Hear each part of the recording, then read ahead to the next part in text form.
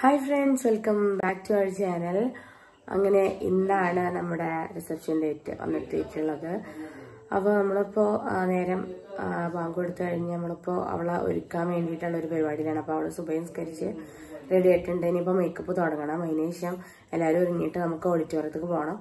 അപ്പോൾ അങ്ങനെയാണ് ഇന്നത്തെ ഒരു പ്രോഗ്രാം സെറ്റ് ചെയ്തിട്ടുള്ളത്. അപ്പോൾ ഓക്കെ, നമുക്ക് വീഡിയോ കാണാം. അപ്പോൾ ഇതാണ് മേക്കപ്പ് ചെയ്യുന്നതിന് മുൻപ് ഉണ്ടായിരുന്ന അവളുടെ ഒരു ലുക്ക് എന്ന് പറയുന്നത്. പിന്നീട് നമ്മൾ ലെൻസൊക്കെ വെച്ചതിന് ശേഷം അവളെ കണ്ണൊന്നിങ്ങനെ ഒന്ന് റെഡിയായി വന്നിട്ടാണ് നമ്മൾ മേക്കപ്പ് സ്റ്റാർട്ട് ചെയ്തത്. മറ്റേത് കണ്ണും തിരിങ്ങനെ വന്നുകൊണ്ടിരിക്കുകയാണ്. അതൊന്ന് റെഡിയാവാൻ കുറച്ചൊരു ടൈം എടുക്കണ്ടേ. അപ്പോൾ ഇതായിരുന്നു അവളുടെ വെഡ്ഡിങ് ഔട്ട്ഫിറ്റ് എന്ന് പറയുന്നത്. ഔട്ട്ഫിറ്റ് അപ്പോൾ ഒരു തലേന്ന് ഒരു വീട്ടുകാർ വന്നിട്ട് കൊണ്ടുവന്ന് തന്നിട്ടുണ്ടായിരുന്നു. അപ്പോൾ അതും ബ്രൈഡൽ ഓർണമെൻറ്റ്സ് ഒക്കെ തന്നെ അവർ കൊണ്ടുവന്നിട്ടുണ്ടായിരുന്നു. ഓർണമെൻറ്റ്സ് അവർ പിയോണി എന്ന് പറയുന്ന ബ്രൈഡൽ റെൻ്റൽ ഷോപ്പിൽ നിന്നാണ് അവർ ഓർഡർ ചെയ്തിട്ടുള്ളത്. അപ്പോൾ ഇതിനിടയിൽ ഉമ്മയൊക്കെ ബ്രേക്ക്ഫാസ്റ്റ് കൊടുത്തുകൊണ്ടിരിക്കുന്നുണ്ടായിരുന്നു. അങ്ങനെ നമ്മൾ മേക്കപ്പ് പെട്ടെന്ന് തന്നെ സ്റ്റാർട്ട് ചെയ്തു. അപ്പോൾ ഇതിന് ആദ്യം തന്നെ ഉള്ള ഡാർക്ക് സ്പോട്ട്സ് ഒക്കെ തന്നെ നമ്മൾ ഓറഞ്ച് കറക്റ്റർ വെച്ചിട്ട് ഹൈഡ് ചെയ്തിട്ടുണ്ടായിരുന്നു. പിന്നെ കണ്ണിൻ്റെ അടിയിലും മുകളിലും നമ്മൾ കൺസീലർ വെച്ചിട്ടും കൂടെ ഒന്ന് ഹൈഡ് ചെയ്ത് പൗഡർ ഇട്ടിട്ടൊന്ന് സെറ്റ് ആക്കിയതിന് ശേഷം ഞാൻ ഐ മേക്കപ്പ് സ്റ്റാർട്ട് ചെയ്തു. അപ്പോൾ ഓൾ 2 കളേഴ്സുകൾ ചൂസ് ചെയ്തിട്ടുണ്ടായിരുന്നു.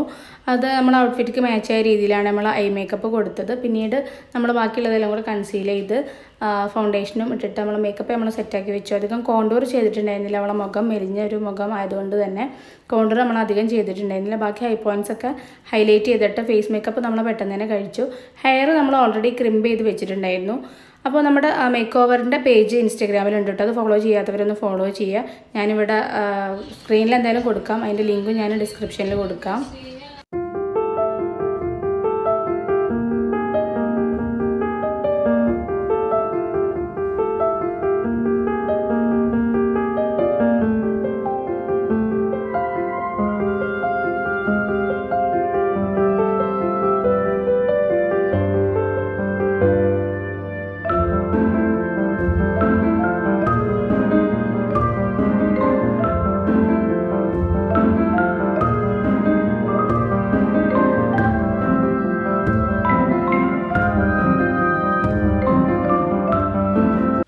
അപ്പോൾ നമ്മൾ മേക്കപ്പ് പെട്ടെന്ന് തന്നെ തീർത്തു. കാരണം നമുക്കങ്ങനെ വീഡിയോസ് എടുക്കാനുള്ളൊരു സാഹചര്യം ഉണ്ടായിരുന്നില്ല. കാരണം എല്ലാവർക്കും മാറ്റിയിട്ട് ഓഡിറ്റോറിയത്തേക്ക് എത്തണമല്ലോ.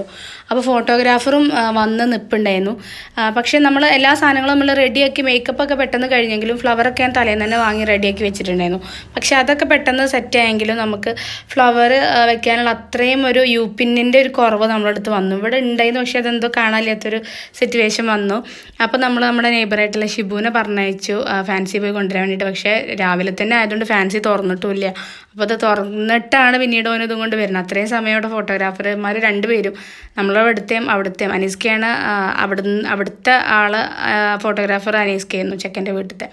അപ്പോൾ അവരൊക്കെ തന്നെ രാവിലെ അവരുടെ വീട്ടിൽ കല്യാണം ഇല്ലാത്തതുകൊണ്ട് രാവിലെ തന്നെ ഓളെ കുറച്ച് ഫോട്ടോസ് എടുക്കാൻ വേണ്ടിയിട്ട് അവർ ഇവിടെ വന്നിട്ടുണ്ടായിരുന്നു. അങ്ങനെ ഒരുങ്ങിക്കഴിഞ്ഞതാണ് ഒരു ഫൈനൽ ലുക്ക് ഉണ്ടായിരുന്നത്. അങ്ങനെ ഓരോ ഫോട്ടോഷൂട്ടും കാര്യങ്ങളൊക്കെ തന്നെ സ്റ്റാർട്ട് ചെയ്തു. പിന്നെ ഞങ്ങൾ അടുത്തുള്ളൊരു വീട്ടിൽ നിന്നാണ് ബാക്കി ഫോട്ടോഷൂട്ടും സംഭവങ്ങളൊക്കെ ഉണ്ടായിരുന്നത്. അപ്പോൾ ആ ഫോട്ടോസൊക്കെ തന്നെ ഞാനിതിൽ ഷോർട്സിൽ ഞാൻ അപ്ലോഡ് ചെയ്യാം.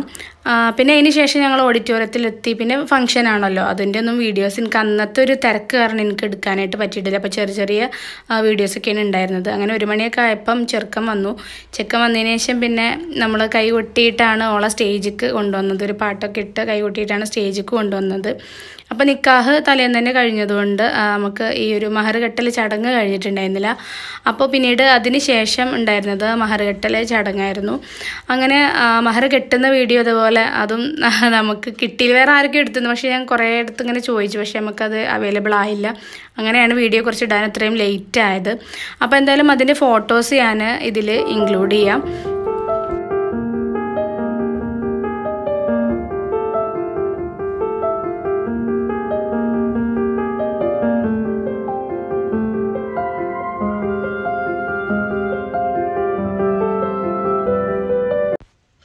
മാലയും ഖുർആനുമാണ് നമുക്ക് മഹറായിട്ട് കൊടുത്തിട്ടുണ്ടായിരുന്നത്.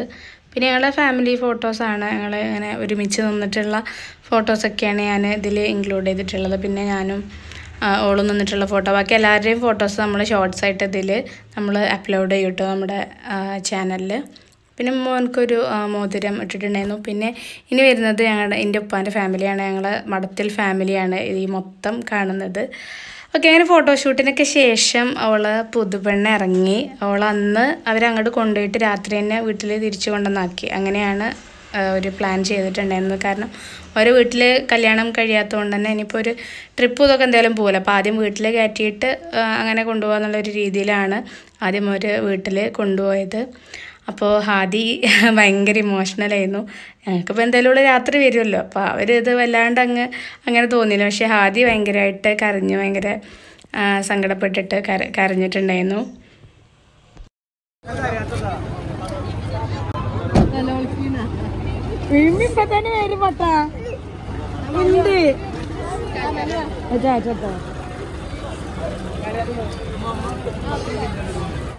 അപ്പോൾ അത് അതിൻ്റെ കരച്ചിലും ഇതിനൊക്കെ ശേഷം ഇപ്പയും അവിടെ ഒരു ഭാഗത്ത് മാറി നിൽക്കുന്നു.